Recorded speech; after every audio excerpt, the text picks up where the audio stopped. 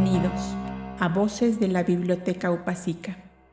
Yo soy Silvia Martínez y he creado este espacio donde el conocimiento ancestral cobra vida a través de la palabra. Aquí exploramos los misterios del universo, la sabiduría oculta y las enseñanzas que han guiado a la humanidad a través de los siglos. Acompáñanos en este viaje de luz y descubrimiento. Suscríbete, activa la campanita y si es de tu interés, te puedes unir como miembro de este canal, en donde encontrarás material exclusivo para acompañarte en este viaje de reencuentro contigo mismo. Y si no, basta con que nos des un me gusta, que esto por sí solo nos ayuda ya bastante para continuar con este esfuerzo. Comenzamos.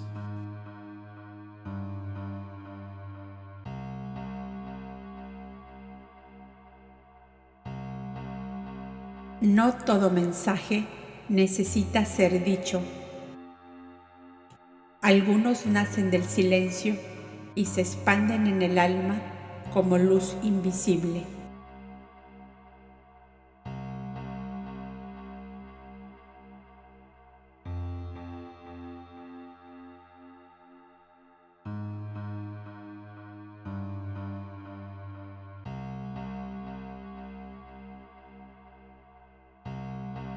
Maran Atta.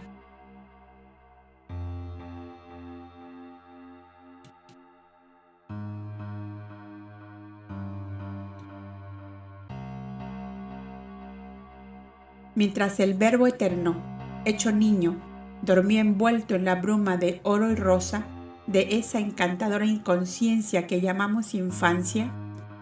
aprovechemos el tiempo, amigo lector, para dar un vistazo a la obra preparatoria realizada por las agrupaciones humanas que por su decidida consagración a la meditación y al estudio conquistaron el derecho de poseer el gran secreto divino, el advenimiento del Verbo de Dios en medio de la humanidad.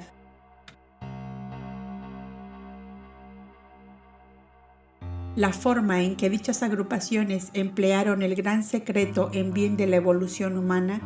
es lo que veremos en este pasaje. Antes de separarse en el gran santuario de Moab, buscaron y compusieron con los elementos del idioma sirio, que sería el hablado por Yahshua, una frase que uniera a todos los sujetos de dichas agrupaciones en un solo pensamiento y que a la vez les sirviera para reconocerse unos a otros, ya que habían tomado la magna resolución de lanzarse en medio de la humanidad como palomas mensajeras en busca de las almas que estuviesen preparadas para el divino mensaje que llegaba. Y esta frase fue: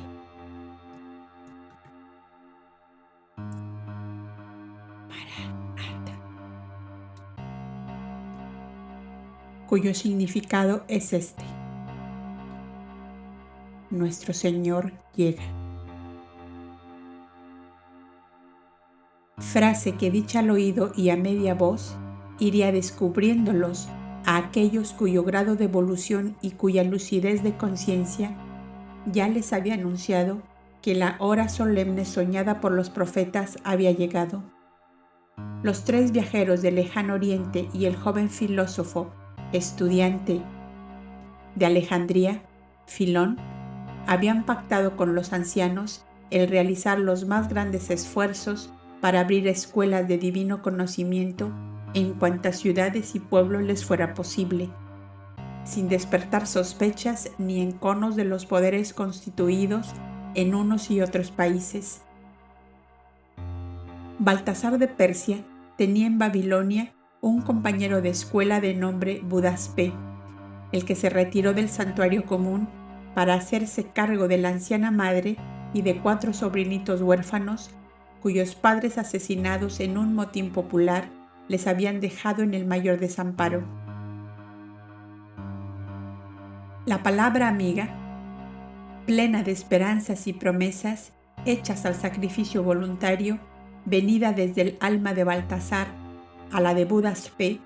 había mantenido en este último la lamparilla encendida en forma tal que poco le costó reanimar la llama hasta formar una antorcha viva. Y a la mitad del segundo año de nacido Yashua, Baltasar se trasladó a Babilonia y en el mayor silencio, sin clarinadas y sin alardes, abrió en la gran ciudad una pequeña escuela, donde comenzó dando lecciones de astronomía, de botánica medicinal, de preparación de jarabes y pomadas curativas, de preparación de placas de arcilla para grabados y por fin de astrología y de divina sabiduría, o sea, la ciencia de Dios y de las almas. Y cumpliendo las resoluciones tomadas con los 70 ancianos de Moab, pasados los primeros estudios que solo eran un medio de acercar discípulos y observar sus capacidades, el primer paso estaba en aquel sublime Maranatha.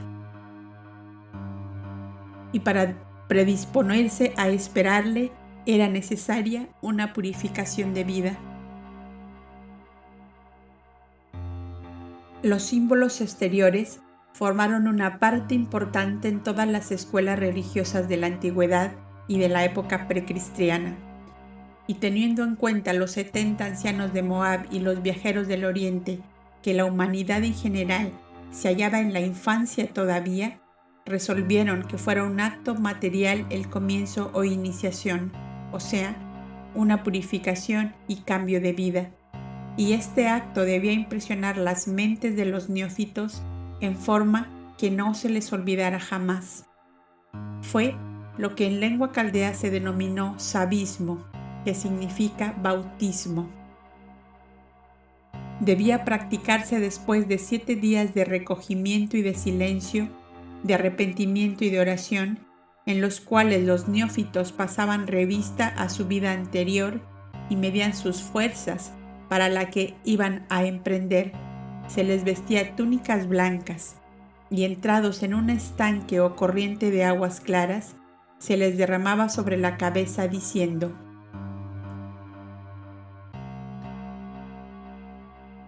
como estas aguas de Dios lavan tu cuerpo, sea purificada tu alma por el arrepentimiento, porque nuestro Señor llega. Y el neófito contestaba: bienvenido sea a mi corazón. Era el ritual sencillo y a la vez profundo que se usó en aquellos lejanos días en que la humanidad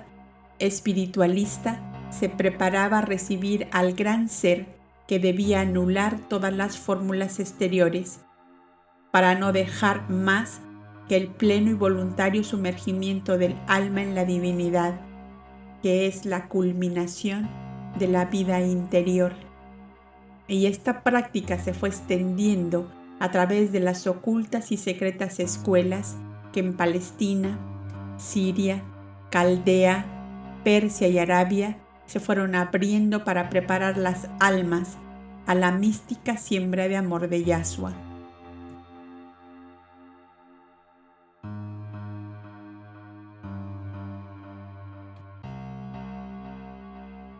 Gaspar, por su parte, trasladóse a lo que habían sido sus dominios, donde, desconocido de aquellos mismos a quienes su generosidad engrandeció con extremadas precauciones,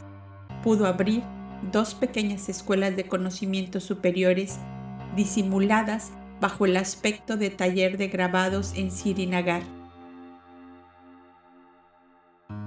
De la enseñanza de estos trabajos manuales pasaban los que estaban en condiciones de pronunciar el Maranatha reglamentario a los preparativos para los estudios superiores. El brahmanismo estaba en el Indostán en todo su apogeo, habiendo ya desterrado de la península al budismo, relegado a Nepal en la falda de los Himalayas, y recelosos de un resurgimiento budista, espiaban todo movimiento que pudiera despertar nuevamente la fascinadora igualdad humana, enseñada y practicada por el dulce lírico del renunciamiento y de la quietud. Melchor, el príncipe moreno y el más ardiente y vigoroso de los 3 viajeros orientales, había introducido un grupo de los adeptos de su escuela en tierras de Egipto, más allá del Mar Rojo y a orillas mismas del Nilo. Iban como mercaderes de perfumes y esencias de Arabia y enseñaban el arte de prepararlas, y manifestando querer realizar combinaciones con las exóticas flores más aromáticas de la isla Pilé y de Ipsambul, logró tomar posesión de los templos subterráneos de dicha capital a orillas del Nilo y de otro templo abandonado en la célebre isla de Filé, y teniendo en cuenta que en verdad para la recolección de ciertas flores y su preparación necesitaban realizar estudios meteorológicos y climáticos, instaló un observatorio astronómico con todos los elementos que en aquella época se usaban para los estudios estelares. De las aulas de botánica floral pasaban los alumnos más adelantados a un grado superior, donde se iniciaban en abluciones nocturnas en las aguas del Nilo, cuando la luna estaba en el cenit. Estos eran aquellos que podían penetrar el secreto de aquel Maranata, que corría suave y silenciosamente por valles, praderas y montañas como un misterioso llamado al fondo de las conciencias que iban despertando del sueño letárgico como crisálidas de su capullo. Réstanos por fin exponer la forma en que el joven estudioso de Alejandría, Filón, cumplió los pactos hechos con los ancianos de Moab. Junto al lago Merik, obra magnífica con que inmortalizó su nombre el faraón Amenemes III, se encontraban enormes ruinas de antiguos templos construidos también por este faraón. Entre ellas, el célebre laberinto. Una de estas ruinas se alzaba entre un bosque de palmeras, arrayanes y tamarindos, y el buen estado de conservación en que se hallaban denotaban haber sido un templo construido en épocas muy posteriores a las demás grandiosas edificaciones. 2 villorrios de labriegos y pastores de antílopes lo utilizaban como depósito de cereales y establo de sus ganados, y el joven Filón se introdujo con 6 compañeros suyos entre los labriegos, bajo el pretexto de comprarles toda la producción de huevos de avestruz y dátiles para comerciar con puertos del Mediterráneo. En Ascalón tenía parentela y en Hebrón un hermano, Zacarías, sacerdote y esenio, que estaba encargado de proveer artículos a los ocultos santuarios esenios. Quiso Filón, por este medio, fundar una escuela de modelo esenio y mantener vinculaciones con los ancianos de Moab, sin apartarse de la gran escuela de Alejandría que abarcaba todas las ramas del saber humano.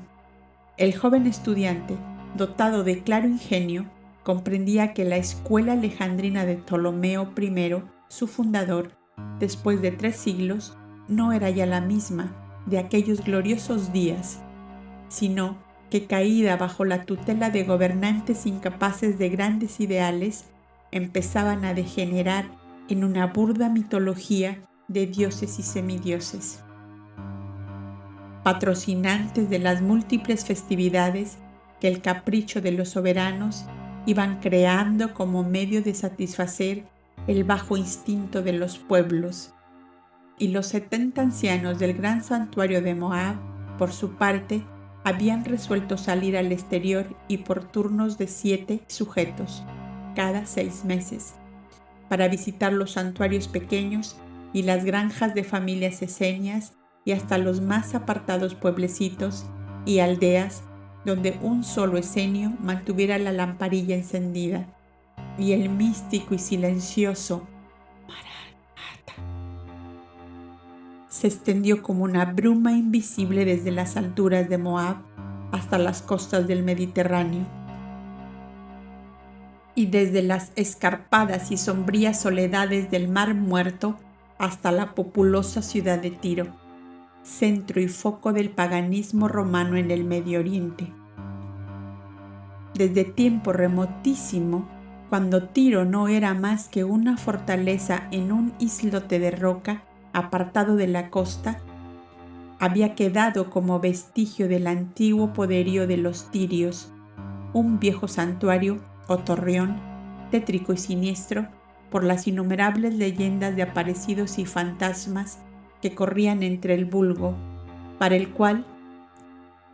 de aquel templo fortaleza solo podían surgir los demonios perturbadores de la paz y la salud.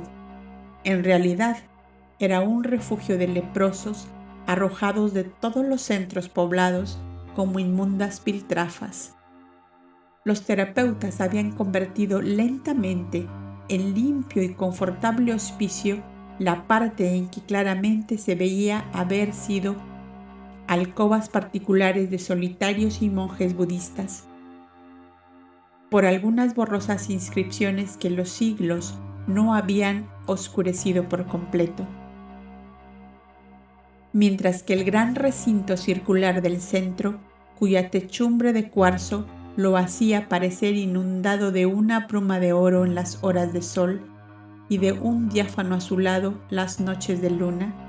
fue destinado a una gran aula preparatoria de alumnos iniciados en la ciencia de Dios y de las almas. Los terapeutas, médicos gratuitos del pueblo y más de los desheredados, habían conseguido del legado imperial de Siria, que era el más alto representante del gobierno de Roma,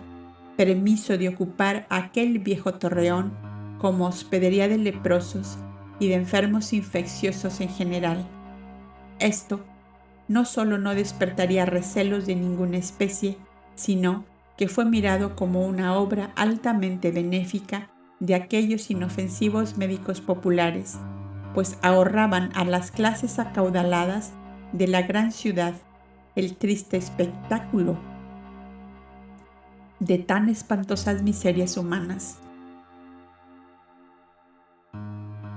Uno de los enfermos asilados allí y que padecía epilepsia ya en un grado muy avanzado, durante uno de sus espantosos delirios, hundió una losa del piso al arrojarse sobre ella con toda su fuerza y cayó al fondo de un negro hueco del cual subía un recio viento con olores de agua y limo. El pobre epiléptico se mató en la caída, pero fue causa de que los terapeutas hicieran un buen descubrimiento. Aquel negro boquerón, húmedo y sombrío,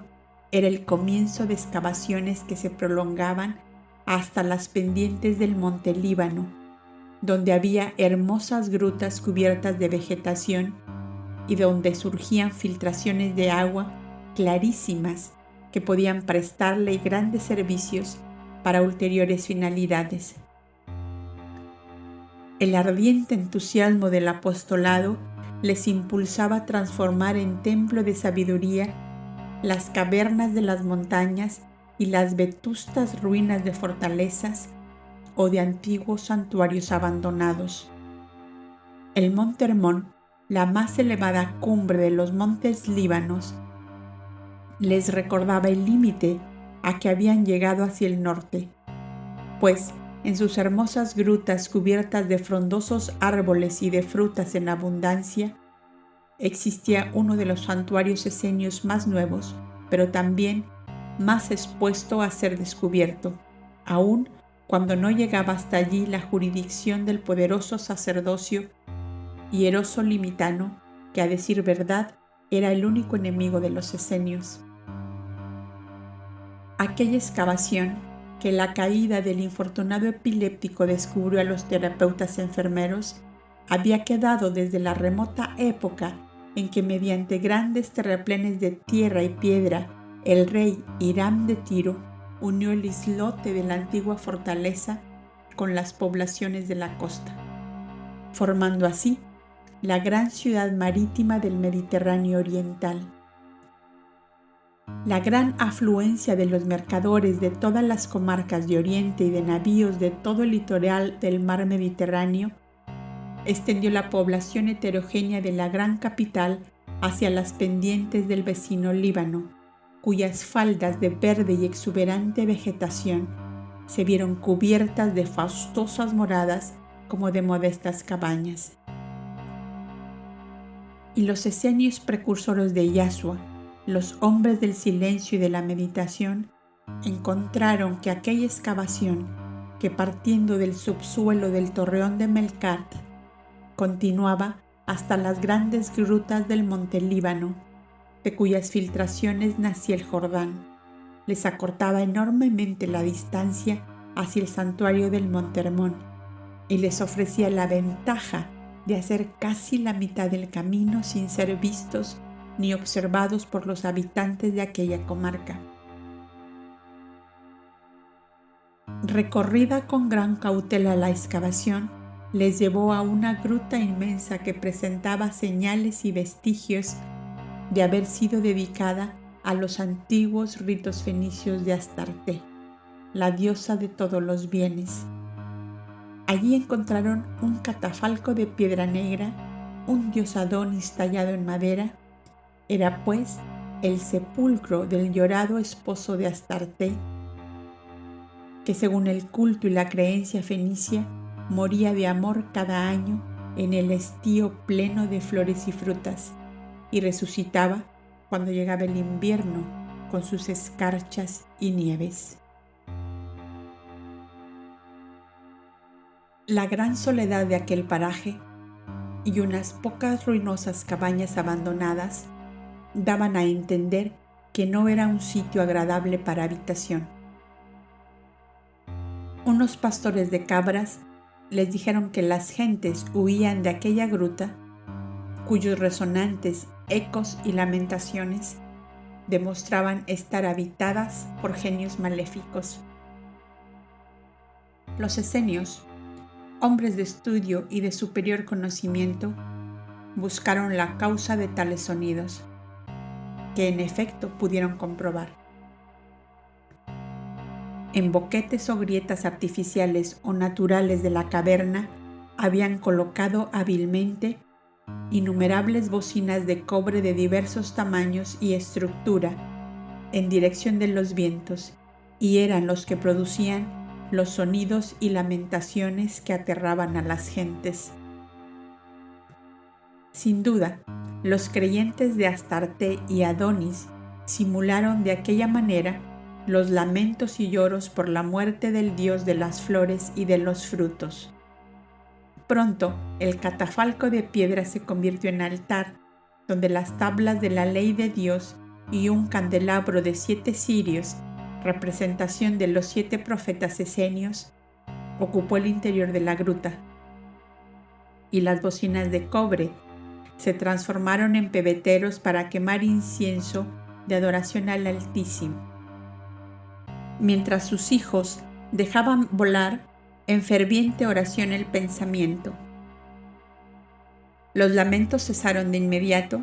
y los terapeutas cobraron gran consideración de los pocos moradores de aquel temido paraje, pues habían dominado a los malos genios que turbaban la paz y tranquilidad de los labriegos y pastores. Y cuando Herodes el Grande mandó construir allí cerca un templo de mármol en ofrenda al César reinante, no le pasó por la imaginación ni remotamente que a unos 200 metros se hallaba una gruta sepulcral de Adonis, que unos humildes solitarios transformaban en casa de adoración y de oración para esperar a ese libertador de Israel, cuyo acercamiento anunciado por los profetas tanto temía,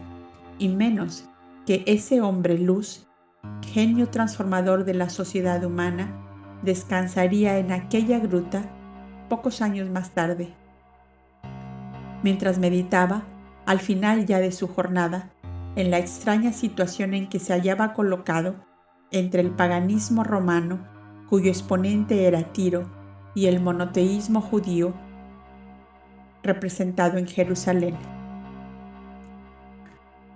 Ni le comprendían los paganos, ni le comprenderían los adoradores del Dios único. ¿Hacia dónde tendería el vuelo su alma tierna de paloma mensajera de la verdad y del amor? Y en aquella escondida gruta, a menos de una jornada de la gran capital mediterránea, donde los placeres, la fastuosidad y el lujo absorbían la vida de los seres, el lírico soñador, el genio visionario de la fraternidad y del amor entre los hombres, dejaría que en el silencio y la meditación germinase y llegase a la madurez aquella, su frase de bronce y fuego: solo por el amor será salvo el hombre.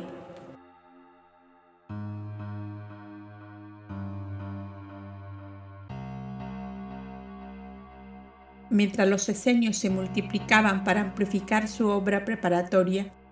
sus demás nobles aliados de la Persia, Indostán, Arabia y Egipto hacían otro tanto. Filón, el joven estudiante de Alejandría, que había ocultado sus fines ideológicos y religiosos bajo un comercio entre Alejandría y Ascalón, donde tenía parentela, realizó un viaje a la tierra de sus antepasados y pasó hasta Hebrón, lugar donde habitualmente residía su hermanastro Zacarías o Fasega de Jaffa, sacerdote ya de edad madura, casado con Ana Elizabeth de Jericó, prima en segundo grado de Miriam, madre de Yasua. No habían tenido hijos en su juventud, pero al igual que les había ocurrido a Joachín y Ana, Zacarías y Elizabeth recibieron ya en el ocaso de su vida el don divino de un hijo varón, nacido 12 meses antes que Yasua, hijo de Miriam y Joseph. Cuando Elizabeth se sintió madre, Zacarías, estando de servicio en el templo, tuvo una visión de que Jehová le concedería un hijo, grande entre sus siervos, que traía consigo la fortaleza espiritual y magnética de Elías, su mismo soplo, su misma vibración poderosa y terrible, pero que sería mártir de la vil sensualidad y perfidia de una mujer. Y en el lienzo astral de su visión apareció la cabeza cortada de un hombre, de la cual manaba un raudal de sangre que formaba un sendero de luz, por donde bajaba un joven entre un sereno resplandor de todos los colores del iris. Tan profunda impresión le causó a Zacarías esta clarividencia, en momentos que ofrecía holocausto en el altar de los perfumes, que se quedó mudo, con la garganta oprimida como por una mano de hierro que no le permitía articular palabra. Y la voz sin ruido del hermosísimo joven de la visión le dijo: cuando tu hijo abra sus ojos a la vida, recobrarás el uso de la palabra. Su nombre será Johanán.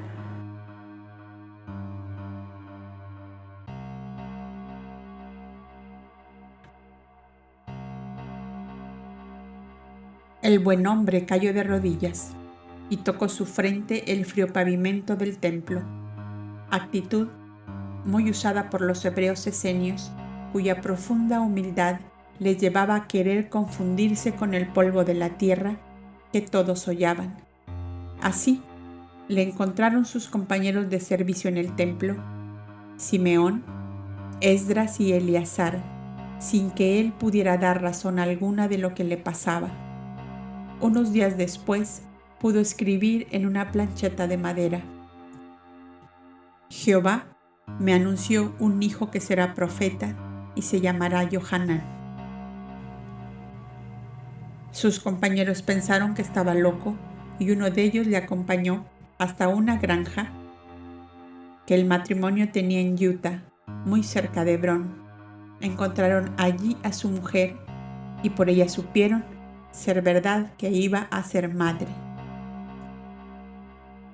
Cuando el niño nació, murió su madre. Y Zacarías Fasega hizo traspaso de sus bienes a sus parientes más cercanos, entre ellos su hermano Filón, y después se retiró con su niño recién nacido al santuario del Monte Cuarantana, dejando a su parvulillo al cuidado de Betsabé, la buena mujer que ya conocemos en la granja de Andrés. El niño Yohanan, llamado después el Bautista, puede decirse que nació y creció entre el ascetismo austero de los esenios, en cuya elevada doctrina se empapó desde sus primeros pasos por la vida. Su padre, que concentró en él toda su ternura, le visitaba casi diariamente, pues en la clarividencia espiritual les fue avisado que era la reencarnación de un gran maestro, el antiguo profeta Elías, que llegaba como un heraldo avanzado del excelso príncipe del amor, de la paz y de la fraternidad entre los hombres.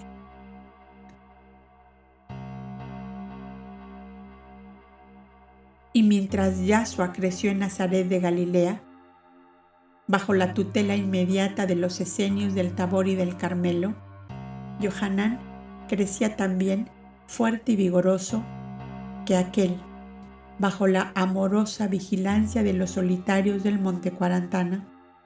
donde fue llevado apenas cumplió 7 años.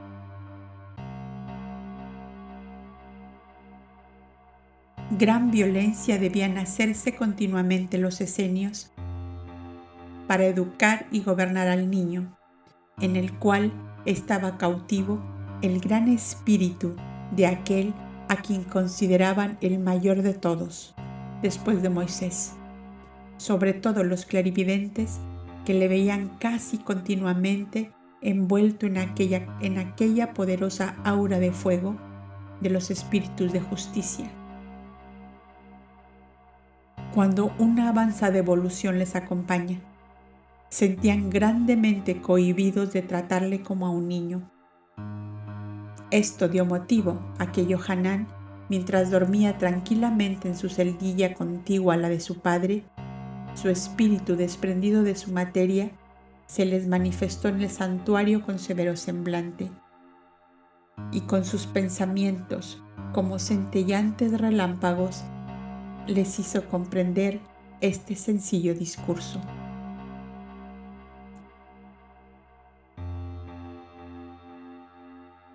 Esenios, hijos de Moisés, si queréis ser fieles a vuestros solemnes pactos de esta hora, no veáis en mí aquel Elías que os trazó rutas de austeridad y de pureza,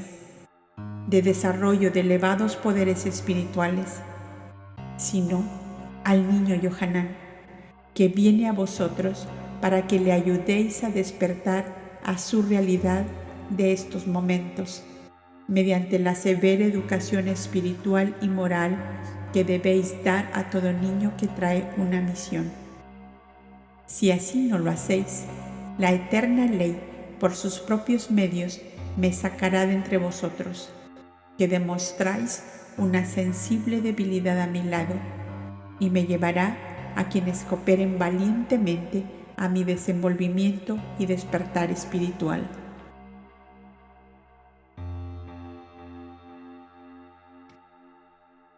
La visión se esfumó en la radiante atmósfera de fuego que inundaba las almas de energía y los cuerpos de fuerza y de vigor. Aquellos vivísimos resplandores que perduraron durante un largo rato hicieron comprender claramente a los esenios del Monte Cuarantana de qué naturaleza fueron los grandes fuegos del cielo que durante la vida física de Elías aparecerían a la vista de muchos, hasta aquella inmensa llamarada que Eliseo, el predilecto discípulo, vio con las formas vagas semidiluidas en el éter de un carro de fuego en que subía a los cielos el alma del gran profeta.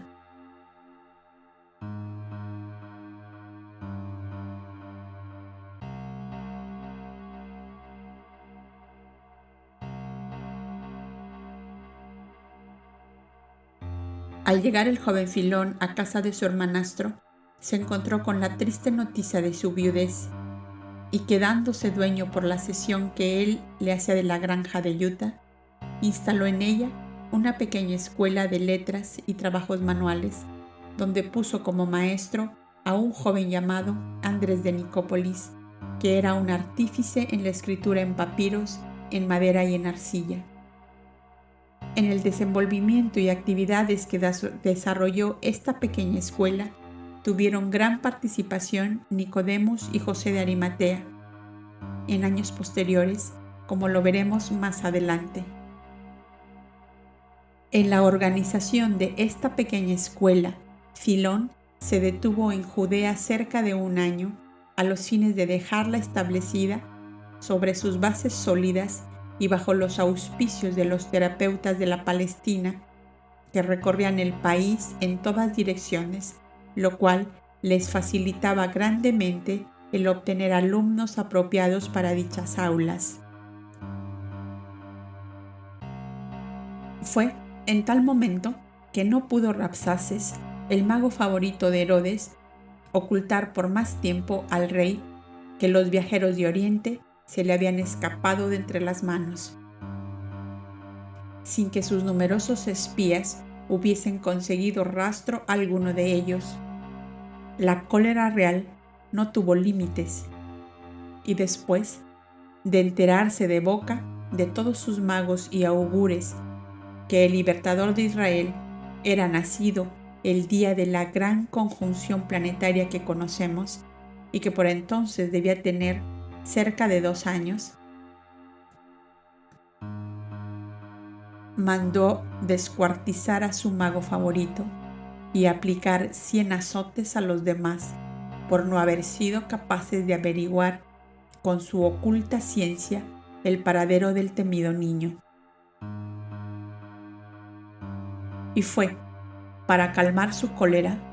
y a la vez exterminar al descendiente de los reyes de Judá que había llegado,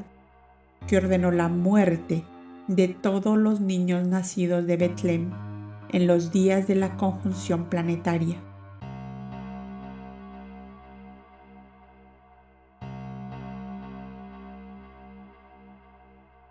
Una mujer betlemita de nombre Jael, casada con uno de los soldados de Herodes, encargados de la matanza de niños, tuvo piedad de los infantillos de su tierra natal, entre los que se hallaban los hijos de sus hermanos, y sabiendo que los terapeutas peregrinos eran hombres de influencia y llenos de misericordia para todos los perseguidos, corrió a la casa hospicio de niños enfermos, que junto a la piscina de Siloé tenían ellos y donde estaba segura de encontrarles. Les dio el aviso, no pensando en el Cristo niño del cual no tenía noticia, sino en salvar a los niños de su parentela. Un joven tejedor de nombre Tadeo,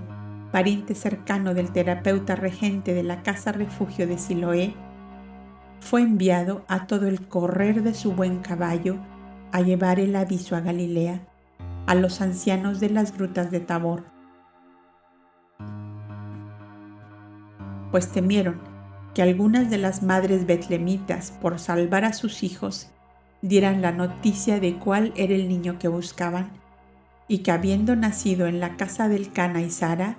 ellos debían saber dónde se encontraba. Uno de los terapeutas partió asimismo a Betlem, que solo quedaba a una jornada de Jerusalén, para avisar a Elcana del peligro que amenazaba su casa, a fin de que se pusiera a salvo, igualmente que sus compañeros Alfeo, Josías y Eleazar,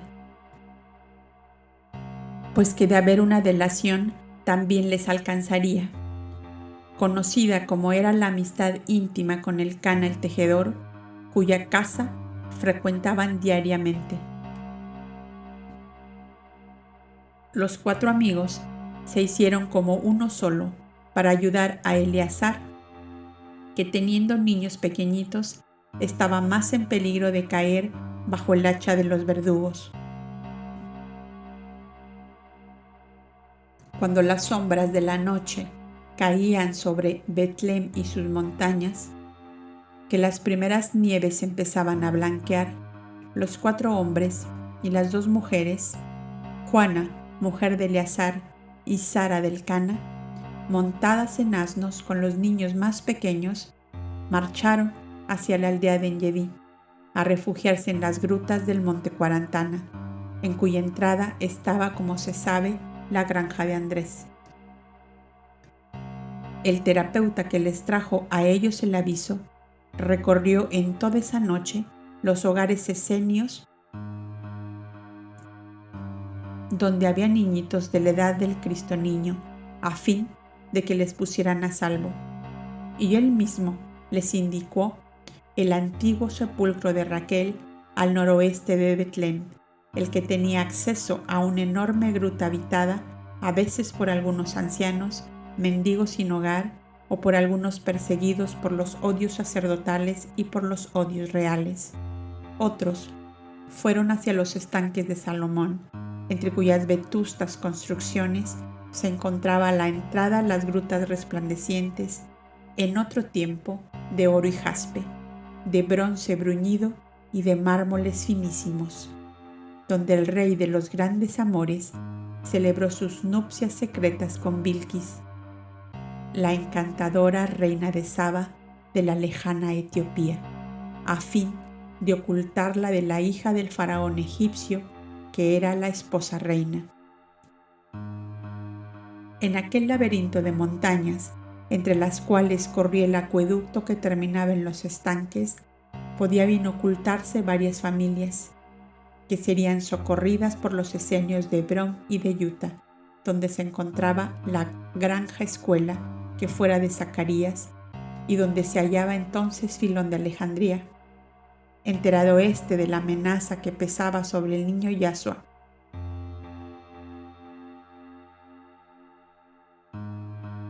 dejó todo y corrió al puerto de Ascalón para tomar el primer barco que zarpara con rumbo a Tiro, pues supo por el terapeuta mensajero que esa misma noche habían salido Miriam y Joseph con el niño hacia Tolemaida para embarcarse hacia la capital fenicia, donde ya quedaban a salvo de la furia de Herodes.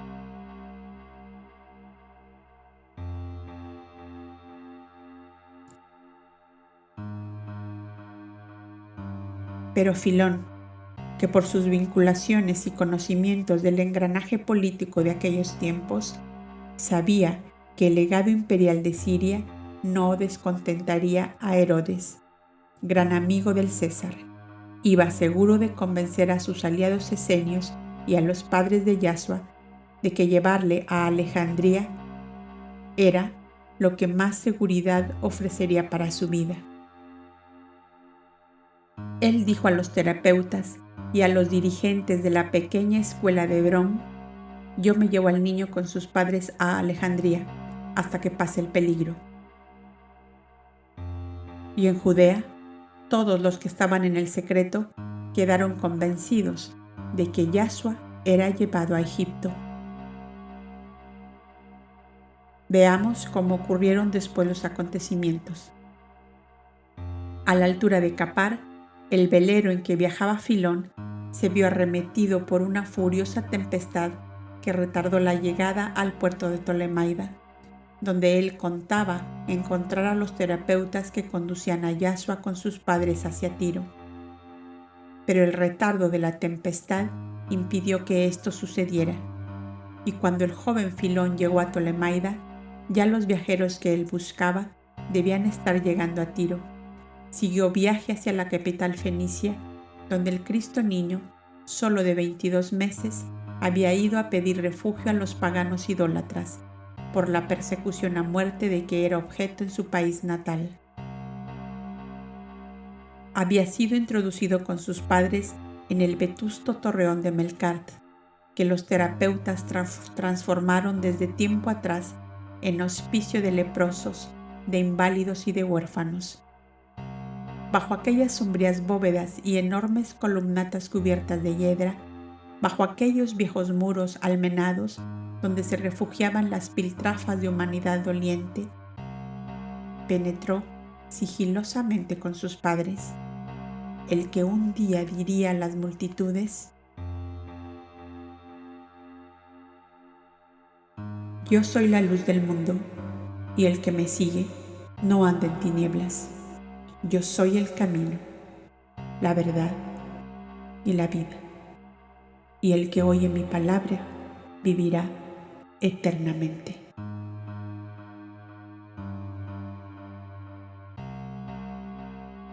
Si algunos transeúntes pasaban cautelosos por las inmediaciones poco halagüeñas del ruinoso torreón, dirían llenos de compasión al ver entrar a Miriam y Joseph, encubiertos en pesados mantos: más infelices leprosos, a esconder su desgracia entre los muros del torreón maldito.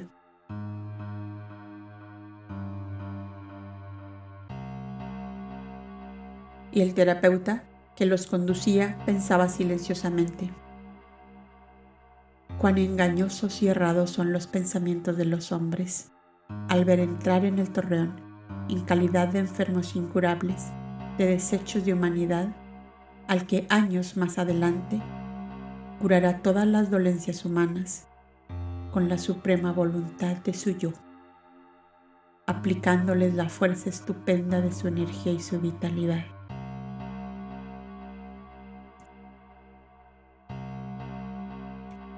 En el gran puerto de Tiro,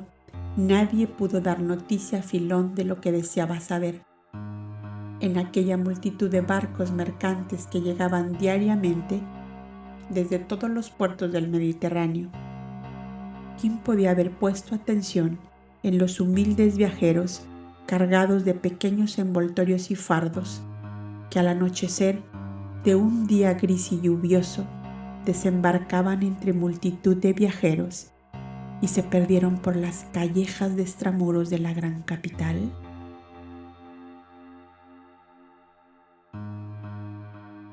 Tres días vagó Filón, con el desconsuelo en el alma por aquella ciudad que le era por completo desconocida y donde la prudencia le obligaba a no hacer averiguaciones que pudieran despertar sospecha ninguna. En la noche del tercer día se entregó al sueño en la posada de un mercader judío de oficio joyero, a donde le había recomendado el capitán del barco. Su último pensamiento había sido este: Yahshua, Hijo del Altísimo, haz que yo te encuentre, si es que puedo poner salvo tu vida en peligro. Haz que yo te encuentre.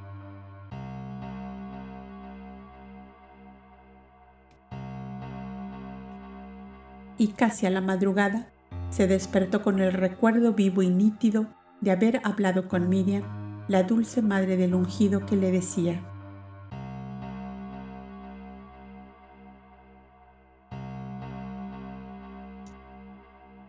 porque en los días lejanos de glorias y de sombras para Israel fuiste Natán, el profeta consultor de Salomón, y salvaste a Sulamita de su tempestuoso amor como un huracán. Es que hoy ella te visita en tu sueño para decirte que no está en peligro como aquellos días, sino a buen resguardo con su hijo,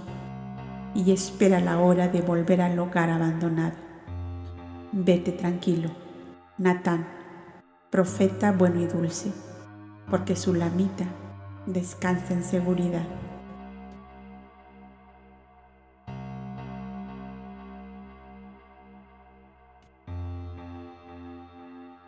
Tan íntima alegría le transmitió este bellísimo sueño que Filón salió apenas clareaba el día a beber aire del mar, en cuya inmensidad, coloreada suavemente por los tintes del crepúsculo, dejó flotar la gasa de oro de sus pensamientos, de sus ideales grandiosos y sublimes, de las líricas ensoñaciones de su alma de visionario del futuro, en el cual veía levantarse mundos nuevos, humanidades nuevas, regeneradas por el amor de Yahshua, subiendo cumbres doradas de sol, donde no existía el dolor, ni el egoísmo, ni maldad alguna, sino solo el amor como un cantar nuevo, eternamente renovado y eternamente triunfador. De estas esplendorosas visiones mentales le sacó el capitán del barco en que había realizado el viaje, el cual le dijo: ¿Os quedáis aquí o os volvéis conmigo? Me marcho con vos. ¿Cuándo partís?, preguntó el joven. Hoy, antes de mediodía. Bien, vamos a la posada, que vuestro amigo nos espera. Pago y torno con vos.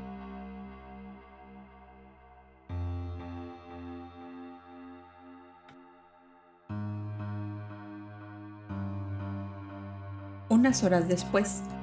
el joven filósofo de pie en la popa del velero pensaba, mirando a la populosa capital fenicia.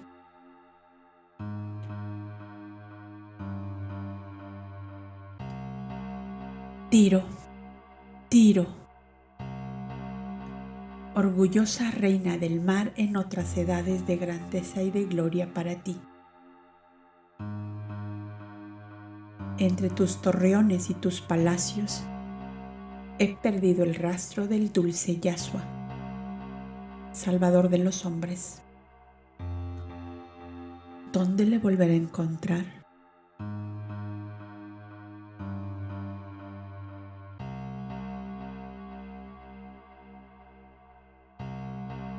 Y cuando una intensa emoción llenaba de llanto sus ojos y de angustia su corazón, parecióle sentir una voz íntima que le decía sin ruido, pero clara y distintamente: en el Valle de las Pirámides te devolveré la visita que me hiciste en la cuna.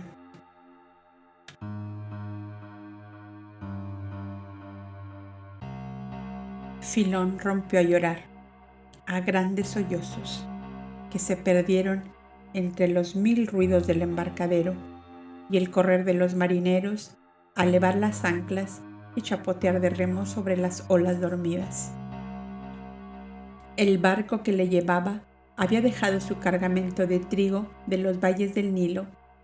y llevaba a bordo grandes fardos de púrpura y ricas telas y encajes de Tiro para las princesas y altas damas egipcias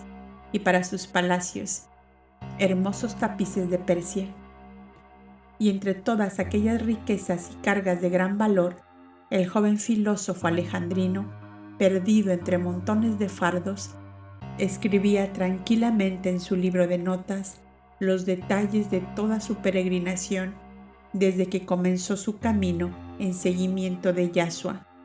hasta que había sentido esa voz íntima, serena y dulcísima que tenía para él la solemne significación de una cita de honor con el Cristo en la imponente soledad de las pirámides del Nilo. Aunque el barco hizo escala en algunos puertos de la Palestina, Filón no desembarcó en Ascalón, ni se hizo sentir de su parentela, sino que siguió su viaje directo a Alejandría. De todo esto, bien puede comprender el lector que se formó un mar de confusiones, de dudas y cavilaciones respecto al lugar donde fue refugiado Yahshua con sus padres. Los esenios de Judea lo creían en Egipto, conducido por Filón, tal como él lo había dicho. La espantosa tragedia de Betlem dejó sumidos en el espanto y el terror a toda aquella comarca, y ese mismo terror hacía esperar nuevas órdenes de muerte para los niños menores de 2 años de todo aquel desventurado país, que debía ser cegada su población infantil masculina por solo un niño fatal que el poderoso rey Herodes buscaba sin poder encontrar, como si se lo hubiese tragado la tierra. El mismo terror puso un sello en todos los labios esenios, y temiendo hasta del viento que lleva las palabras, o que hubiera oídos de espías del rey hasta entre las ramas de los árboles, nadie preguntaba: ¿dónde está Yahshua? Y si alguna vez esta interrogación asomó a los labios de alguna mujer esenia, al encontrarse con uno de los terapeutas, éste movía negativamente la cabeza mientras decía: Dios lo sabe, y con ello basta.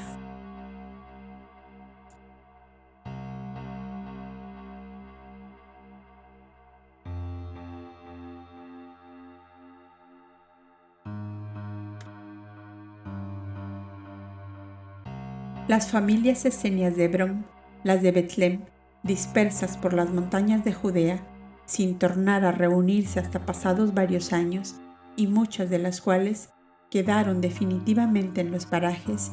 ciudades o pueblos donde se refugiaron, natural y lógicamente continuaron creyendo y afirmando que el niño divino fue llevado a Egipto para salvarle de la persecución de Herodes.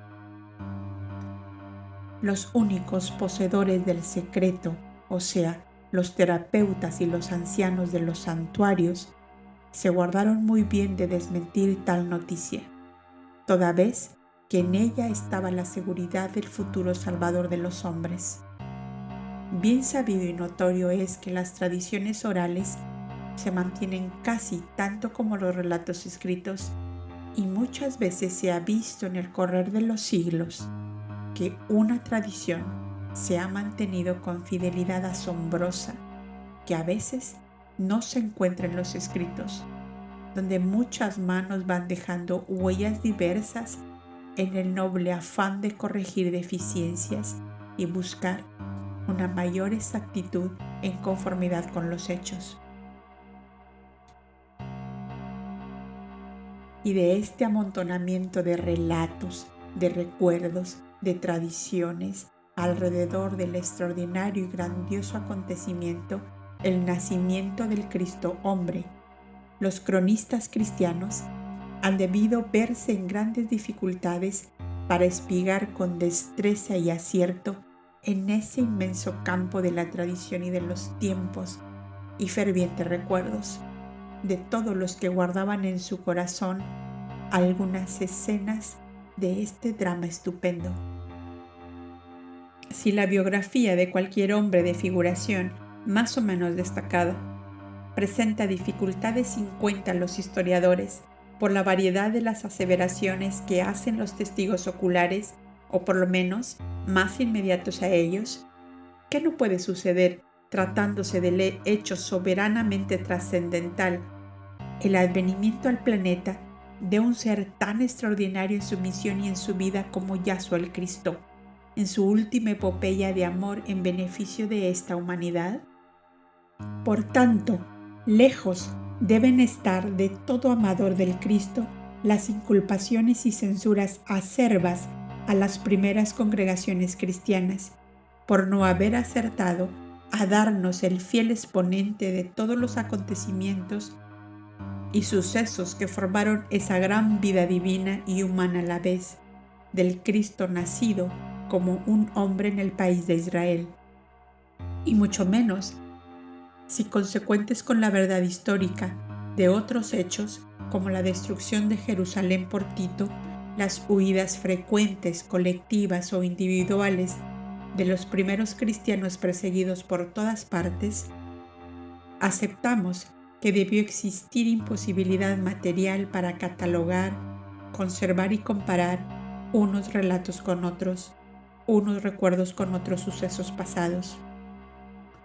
Perseguidos y dispersos los primeros cronistas cristianos, como un enjambre de abejas a quienes la inconsciencia humana no dejó ni un mísero arbusto donde reunirse nuevamente, ¿no salta a la vista que las crónicas quedarán truncas o incompletas o contradictorias de algunos puntos con otras? La altura de la evolución humana y de las capacidades mentales y espirituales a que hemos llegado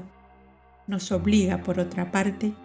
a reconocer la grandeza de la divina ley y a bendecirla por haber dado al hombre en la hora presente los medios de conocer la verdad de todos los hechos relacionados con el Cristo y su magnífica obra de redención humana terrestre.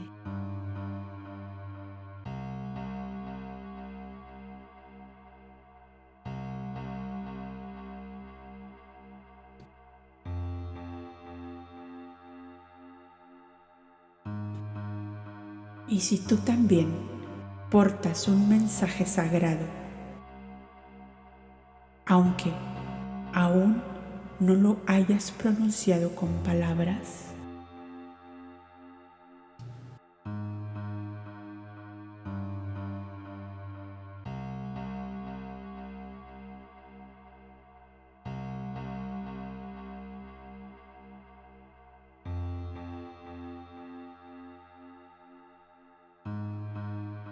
correspondencias arqueológicas y tradicionales del capítulo Maran Ata.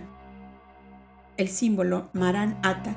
tiene correspondencias directas con las fórmulas místicas arameas y los cánticos sagrados de las primeras comunidades esenias y gnósticas. No se trata solo de una palabra antigua, sino de una clave sonora, una frecuencia vibracional reconocida por los iniciados como señal del Verbo encarnado en el corazón del mundo. Los códices antiguos y los manuscritos gnósticos y esenios revelan que esta palabra era utilizada en las liturgias silenciosas del cristianismo original, cuando la doctrina aún no se había institucionalizado y el Verbo era transmisión directa entre almas despiertas. El sabismo, descrito también en este capítulo, no es una religión, es una vía solar de purificación interior que se conecta con los rituales de agua y fuego practicados por las escuelas iniciáticas prehistóricas. Encontramos su reflejo en los heliolitas del Valle del Indo, en los druidas solares de Europa ancestral y en las ceremonias de purificación del Mediterráneo oriental, donde el alma se alineaba con la luz sin necesidad de dogma ni sacrificio. Este capítulo es, por tanto, una llave simbólica y sonora, un recordatorio de que el Verbo se reconoce por vibración y no por forma.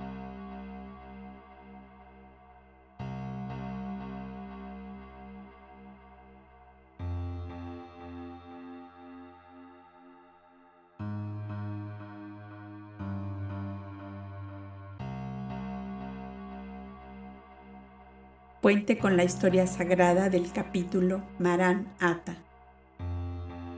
El símbolo Maran Ata ha sido identificado en textos apócrifos, códices gnósticos y manuscritos esenios, y su vibración sonora ha sido rastreada en los rituales solares de distintas culturas antiguas, desde los himnos védicos del Oriente Profundo hasta las prácticas sagradas del Mediterráneo arcaico, donde el alma se consagra no por palabras,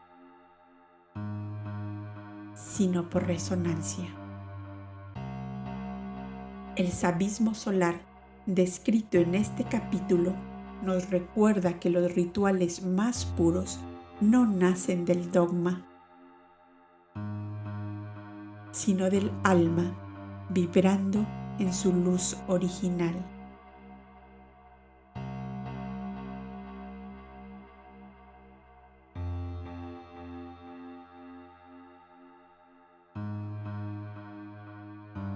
Porque cuando el alma aprende a decir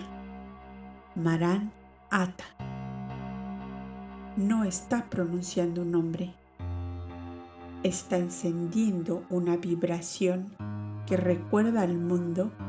que el Verbo ya habita en su interior.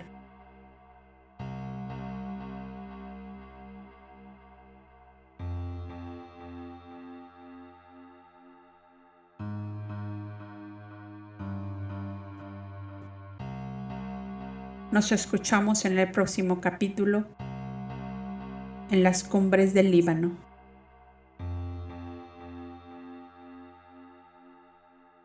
Gracias por acompañarnos en este episodio de Voces de la Biblioteca Upasika. Que estas palabras resuenen en tu interior y te inspiren en tu propio camino de búsqueda y despertar.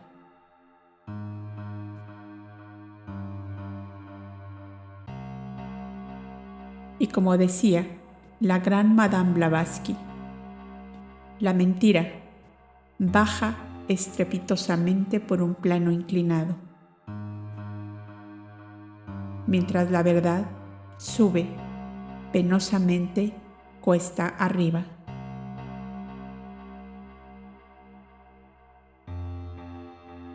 Y antes de despedirnos, te invitamos a que te suscribas, que actives la campanita y que nos des un me gusta.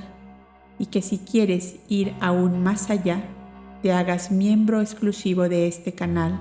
en donde mes a mes creamos contenido especial para acompañarte en este camino tan íntimo que no se puede definir con palabras. Nos encontramos en el próximo episodio. Hasta entonces, que la luz del pensamiento ilumine tu sendero.